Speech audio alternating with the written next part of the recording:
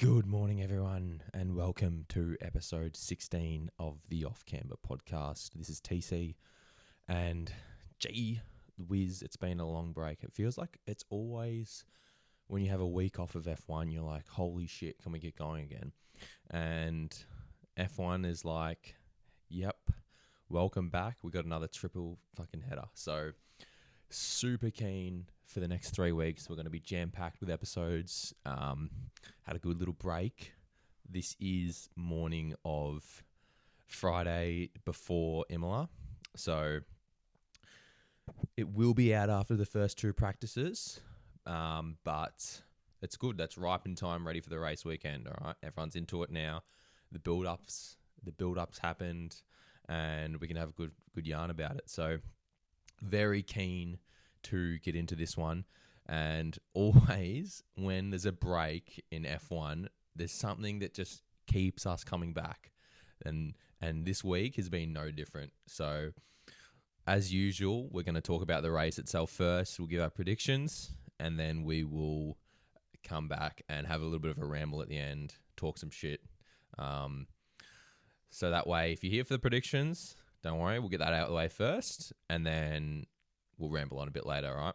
So Imola, bit of an old school track, I'd say. Definitely not one that is nowadays looked favoured upon on the calendar in terms of its feasibility for F1, right? So this is the second race in Italy, aside Monza. So when you look at it on a broad scope, should Italy have two races? That is a big discussion that we can have later on. But either way, Imola's a good track in itself. Perhaps, though, not the best for F1. If we have a look at the track layout, it's definitely a lot of medium speed, flowy, not very many heavy braking zones, just because the ones that even are, you won't see much overtaking anyway, because it's preceded by chicanes that are flowy and high aero corners that produce a lot of dirty air. So for this race this weekend, I'm probably leaning towards more of a qualifying race. But this style of track will definitely benefit the likes of Williams and Mercedes. I don't expect Ferrari to do well, but we'll see about that. But let's have a look at the standings. Let's get this out of the way. Bit of a refresher, because we got to refresh our mind, get our mind back into the sport after having this week break. Yeah. So Piastri obviously remains on top. He's got a 16-point advantage over his teammate Lando. Verstappen still holding on to that third spot by 6 points to George Russell. And then it's Leclerc and Antonelli. Further down there, sort of the top four are the ones who are really in that hunt, in that fight, and sort of the rest after Russell. Fernando and Doohan. No, there's still a few more. So Fernando still yet to score a point. Lawson obviously yet to score a point as well. Doohan, who is no longer yet to score a point, he's been sent packing. He's out of there. So I don't see a way him coming back. So he's probably going to stay on zero. And Bortoletto as well. Probably, I wouldn't, class that down to skill, but he also has 0 points as well. So there's your standings. This is going to be a good weekend to see who's got pace. I think it's going to be a really interesting race. So let's get straight into the predictions, right? Fuck it. Why not? Okay. Pole to start with, George Russell. I think Mercedes is going to benefit heavily on this track, and they're going to be able to produce a car that's quick over one lap, but probably not over the whole race. So George Russell, for that reason, I'm going pole. Winner, I'm going Lando. He's going Oscar, 3 on the trot for big Oscar. He is going to be frothing a 4th victory, and Lando's going to be there to try and stop him. So, and I'm going to say he does. So Norris to win. He's going to be the winner. We've got Kimi for class drive. We've got run wide. Interesting. I don't want to put this out that I'm like hating on this guy, but I want him to succeed. But it's just the thought. Colapinto is my run wide drive for Imola. I think there's a lot of pressure surrounding him and the Alpine team to perform. I don't think this track is necessarily going to be an Achilles heel for them because they've got a good aero package, right? We know that they're down on power, but they've got a really strong aero package. So I think this track supports that well. And there's not a lot of heavy braking, and this track relies on those sweeping corners where you can keep momentum, keep your apex speed high, and I think that's good for the Alpines. But I think there's going to be a lot of pressure on Colapinto, and I think he's going to have to really concentrate on the driving this weekend because there's going to be so much shit in the press around him, around Alpine, because there's a lot of stuff going on in that team, and it's quite hilarious. So those are the predictions. Overall, I think Ferrari's also going to struggle. Ferrari, I don't see them coming back stronger. I don't think they're going to be more. They're not going to improve on Miami, so I think they're going to be a little bit nowhere. Yeah, but as I said, Williams and Mercedes, I think, are the ones who will benefit from this. If we have a look at the tyre report, so I'm actually wrong about this. So, lads, I've been misinformed. I've misinformed myself here. I've said that the C6 is only going to be used for Monaco, but the FIA have pulled one out, and they've pulled the C6 out for Imola, which I did not expect. So this is the softest compound on the tyre spectrum. So it's the C6 as the soft, C5 as the medium, C4 as the hard. And the only thing I can say about this is, like, if you are McLaren, you'll be laughing because we know that McLaren has the best tyre deg by far. So even if McLaren aren't the quickest over one lap, their race pace is probably going to be the thing that gets them the win, because if they win, they're going to be able to either overcut, run a stint long, because we think we're going to see a two-stopper with this tyre selection. I mean, the C6 is so soft, and I think obviously this is why they're doing it. They're trying to promote more pit stops for more exciting racing. And I think on a track like Imola, it's a really good decision. I mean, we give a lot of shit to the FIA, but we got to praise them where they do well there. So the FIA has made a good decision here, I think, to go with a soft compound to promote more pit stops for a more exciting race, because Imola is not a track where we'll see a lot of on-track action.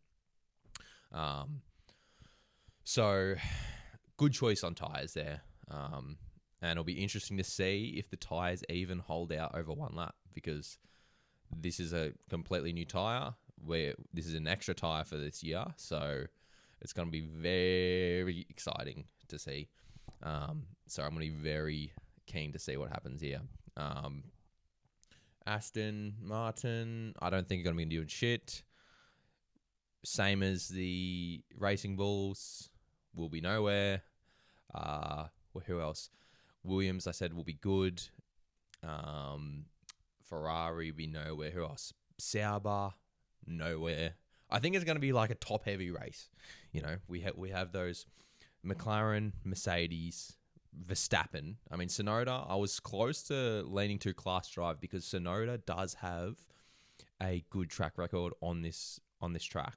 So, obviously, being a former AlphaTauri driver, this is their home race. So, all their drivers have a lot of extensive testing at this track because this is where they come to do the testing. So, I think Tsunoda should have a good race, and hopefully he's close to Verstappen. I really do, but I still don't think the Red Bull car's there. I think Verstappen's going to outperform the car, and Tsunoda will probably be in the points, fighting with maybe the Williams or something like that. So, we'll see. But hopefully Tsunoda goes well, because I'd really love for him to have a good good race and a good crack at it. So that's sort of my main predictions for the race. But let's just go on a rant now. Let's fuck it. Like let's just talk some shit. What's going on in the F1 world that we want to discuss? Yeah. So Kimi Antonelli, first up with a feel good. Kimi Antonelli, he has flown his classmates, because he's literally still in high school. He's flown his classmates to Imola to watch his first home race, and that's part of the reason why I've gone class drive for Kimi. First home race, I feel like Mercedes is going to have a good car this weekend, and I really hope he goes well. He's got his class. Imagine like going to school. Oh yeah, mate. You're just getting flown out to Imola because your fucking classmate is racing in Formula One. Like, are you kidding me? Like, that is awesome, and good on him for doing that, because that's super impressive. So that's top notch. Next up, Colapinto, 5-race deal. I mean, you've paid all this money for Williams to bring Colapinto over, and Briatore's finally got him in the seat, and then we're just gonna give him a 5-race deal. Like, mate, come on. Surely you don't. Why even put a date on that shit? Like, you're just numbering it and like putting all this pressure on him. I mean, we know he can handle pressure, but that's just so unnecessary from Alpine, and the decision making is just pissing me off. Like, come on. So, and then more on them. We stay with Alpine. Oliver Oakes resigned, right? And everyone, including us, we were on this last week on the podcast. We were on this saying Oliver Oakes resigned. He didn't like the fact that Briatore is overpowering him and has kicked Doohan out of his seat.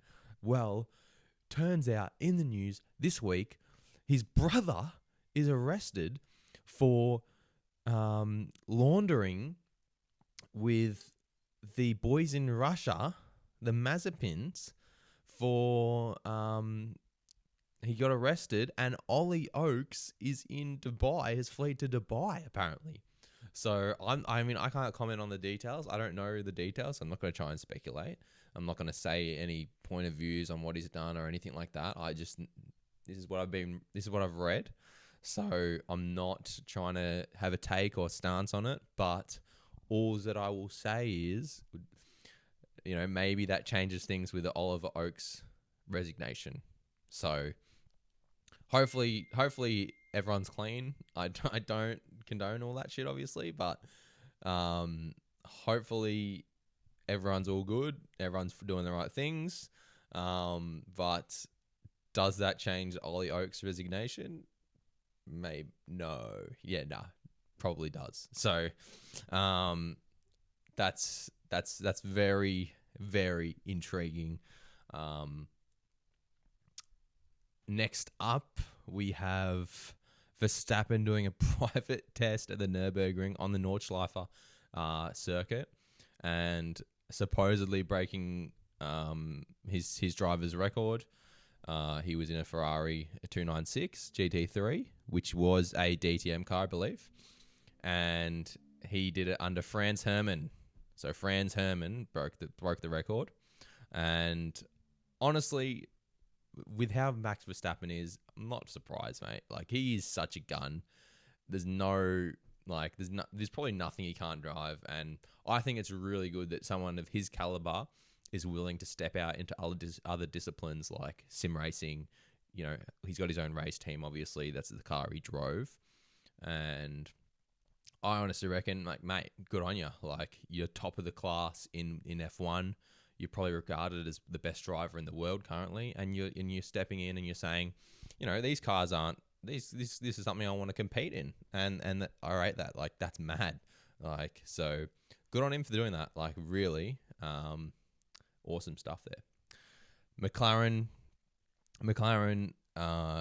in Miami, Zach Brown had a water bottle with tire liquid on written on his water bottle, and after the race, because when we go to the next Grand Prix, we get a document released of what cars were inspected. Leclerc and Piastri's car were inspected after the Miami Grand Prix, and McLaren have been cleared of any misconduct. Their car conformed with the technical regulations.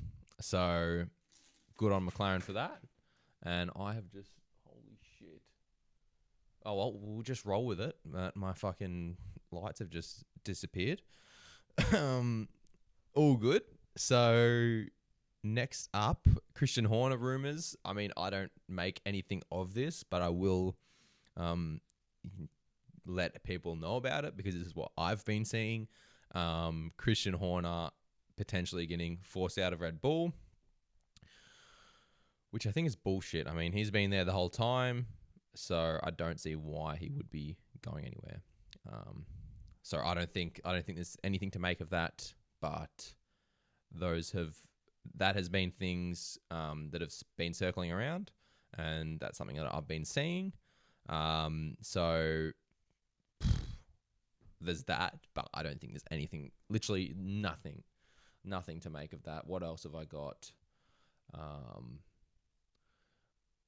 Off the calendar. Yeah. The only other thing was Imola being discussed as being a track that could potentially being moved off the calendar. I mean, F1 is going more global. So, like, realistically, based on population, based on, money, obviously, money's the biggest part. Where this sport is expanding globally, there's not enough room for two. Realistically, there's not enough room for two races in Italy.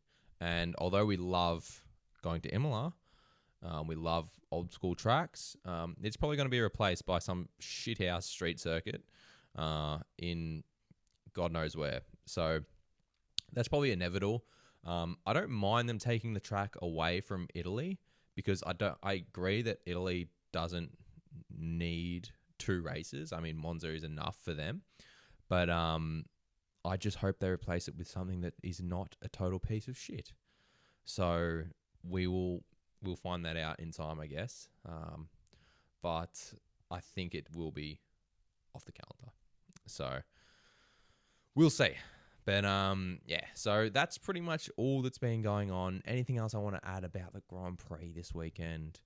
Not really. I mean, mate, if Piastri wins 4 on the trot, it is going off. It is going off in Melbourne, mate. So we'll hopefully see that this weekend. I have predicted Norris to win, unfortunately, but, Piastri could still clean up. So we'll see what happens there. But looking forward to it. Looking forward to a good race. We'll have updates on Monday. We'll be recording the review, see what happens, and hopefully it's a banger. First of a triple header, so heaps of episodes to come. Looking forward to it. And yeah, everyone enjoy the Grand Prix weekend. Text me your predictions, comments. Have a good discussion, all right? Everyone take care. Have a good weekend. We'll see you on Monday.